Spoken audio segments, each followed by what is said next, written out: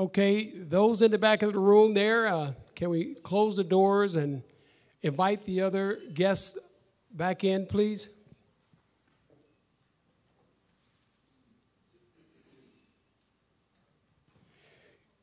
At this time, we want to talk about evaluation criteria. Now, let me kind of set the tone here, okay? We've talked about how we have our selection committee, our advisory committee, and then we have our subject matter experts. Those that have had what we call debriefings are some of the firms that were not awarded, that wanted to come in and be debriefed about some of the areas, some of the key components that they could possibly enhance for future RFPs, if you will. And that's what we want to talk about right now, because we've done a series of debriefings, and so that you'll note, the debriefings that we have are two-way street. So it's not just a one-way deliverable. Certainly, we're sitting, talking, sharing with you vision, if you will, sharing with you areas of embellishment, of enhancement, so that you can optimize as you present new proposals to DFW, and for that matter, any other airport, because we think good, clean, solid business principles apply anywhere you go. So I'd like to say that while, in fact, the debriefings have occurred and they're still ongoing in some cases, I want to set the tone that going forward and on the tail end of this particular RFP, that we're asking that within a 7-day window, should in fact you not be recommended to go for it, that we're going to narrow it down to a 7-day window in which you have to express to us that you like to have a debriefing. Because what we've had up to this point is companies coming in a month later saying, I want a debriefing, I want a debriefing. So just make that as a note that if, in fact, you're not selected, there's going to be a 7-day window, okay? Let's talk about evaluation criteria, okay? How to write a proposal, the key components. These are discussion points that we have in those debriefings, okay? I go back to our selection committee, what they're looking at. We're going to look at the big five, the selection committee. They're looking at concept, experience. They're looking at your financials. They're looking at your ACDBE components. I want to walk through each area of opportunity, each area of evaluation that the selection committee is reviewing. So from a brand standpoint, what is the brand? Are you a market leader? A reliable concept that's going to be around, the quality concept with wide appeal to our customers. Those are some of the things that they're looking at. The location design. Does it give a sense of place for our customers or for our guests, if you will? Does it enrich the DFW experience? Is this going to be an experience that you're delivering, or is it just a me too? Okay, so what is it that you're delivering that creates the uniqueness, okay? The merchandise, the services list, and operational overview. Does it exceed the customer's expectations in terms of products, brands, sales, high operating standards? What are you bringing to the table that makes your concept stand out, that creates the point of differentiation from the others, if you will? Is it unique in and of itself? Whatever it is your story. You need to tell that story, okay? So we're not saying here today that one is better than the other, but we are saying that you have an opportunity to present your concept for review by that selection committee. Now, let me go back to the five. The five is what? The selection committee, everybody, right? Can everyone say selection committee? That's the five. When, in fact, let's assume that I am one of the five. I don't know your concept. I don't know you. But you've got to tell your story in such a manner that when I sit down and I start reviewing your information, when I get to this key component, concept, that it is compelling to me enough to make me say, aha, an aha moment, okay? So that's one. Experience, let's talk about it. experience in the subcategory. So what is the category that you're submitting in? Is it a food and beverage concept that's a quick serve or full serve, or whatever that is? What is your experience in that? Because if, in fact, you are presenting something that you don't have any experience in, that's going to be reviewed by the selection committee, okay, in non-traditional environments. So if you're not doing business currently in an airport, perhaps you're doing business in another mode of transportation, public transportation, the train stations or something of that nature. I mean, what else in a non-traditional environment? Roles and responsibilities. Let's talk about that. What are the various roles and responsibilities of your team, of your management team?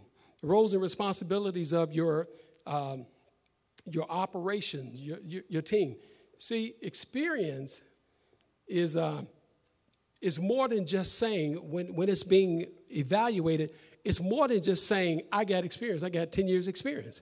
Well, that's great that you have 10 years experience, but did you drill down to talk about to what extent the roles and responsibilities are engaged in? To what extent is it that your experience gives you a different point of leverage versus someone else, or that's going to ensure that the customer service experience is great because of your experience?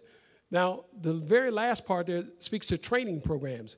You know, it's one thing to say we've got all of the great experience, or I'm part of a franchise program by the name of Jack in the Box or Popeyes or whatever it may be, or California Pizza Kitchen, whatever that is, and they have a training program.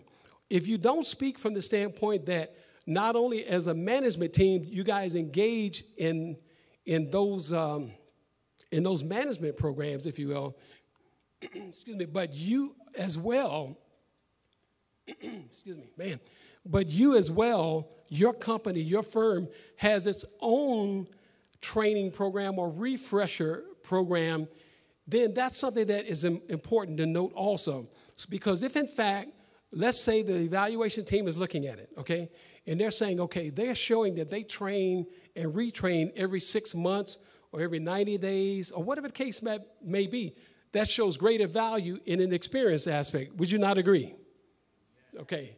Hopefully everyone is getting this, because this is very important.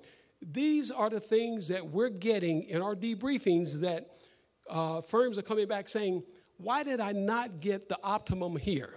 Okay, because in your proposal you said we have a training program. That's it, one-liner. But your competitor said our franchisor has a training program of which we engage in. We have a management training program. By the way, we have a customer service training program for our staff that meets and greets the customers on a day-to-day basis. Now, which one would you select? The latter, right? I only had one person that would have selected the latter. I mean, think about it. Okay, we're talking about customer service here, okay? So it's important that you get inside of what we're requesting here. Percentage rent. So that's a component that deals with the revenues that you're going to pay to the airport. Now, you're going to get inside of that just a little bit greater with our finance department that's going to come up and speak to that. But percentage rent is a very key component of, obviously, your proposal. Finance. Finance looks at your capability from a financial wherewithal standpoint. Our finance department is going to talk to that today. And here's some of the key areas that they look at. And then ACDBE. Demonstrate ACDBE meets the eligibility requirements and commitments to DMWBE participation and bonus points for existing top-performing concessionaires. Well, let me talk about the fact that the finance and the ACDBE, the compliance with that, we're going to have some of our executives come up and talk to you quite briefly in the next few minutes to talk more in depth about that as well. But in all of this that I've shared in these 5 key areas, okay, what you've got to do is realize that you've got to tell your story beyond a shadow of a doubt. Let's look at that. This is your opportunity to propose.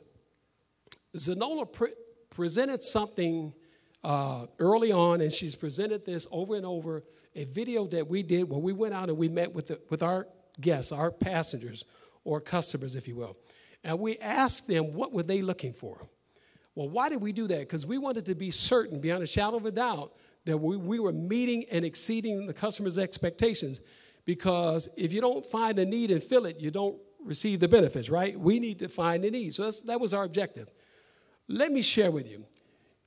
We've communicated that to you. What we're telling you is now is your opportunity to communicate back to the selection committee that you heard the customer, that you've heard DFW say this is what we're looking for. And I want to get into that a little more in depth. So let's look at first things first. If I hit the right button here. Okay, first things first. First things first deals with the fact that the description calls for certain information. And beyond a shadow of doubt, if you don't do anything else, you need to address what the concept description is calling for. You'd be surprised. Ron Duncan mentioned earlier that we have some proposals that come in that are canned. They cut and paste, and they didn't go back and reread it, and it was from Atlanta when you're presenting to DFW. Or it was a different concept that wasn't relative to the space. So be certain that you do first things first. What I call first things first is taking that description, taking your team.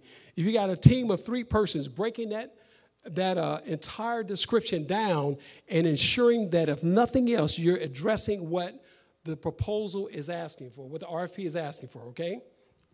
Now, you got to tell your story. I've had some questions that have been raised even today. So what if I have a brand new concept that has never been introduced before? How do I get my concept in the door? Or what if I have a concept that's introduced outside of the Metroplex, Dallas Metroplex area, Dallas-Fort Worth, the Metroplex area? How do I get that exposed, okay? Can I ask, if you will, by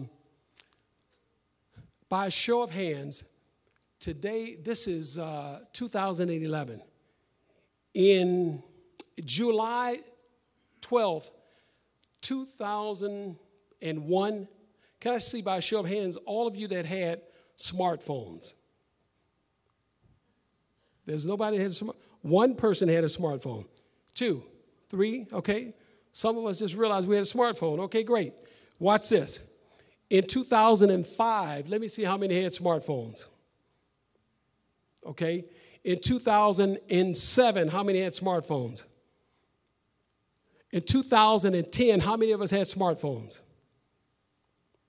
We began to grow, didn't we? Okay. But would you believe that in 2000, somebody told you that you needed a smartphone? You didn't know that you needed a smartphone, did you? But today you have a smartphone because someone made you believe that there was a value there, right? So let's look at today. How many of you have an iPad? How many of you thinking about getting one? How many of you have seen others and say, that's neat? Okay?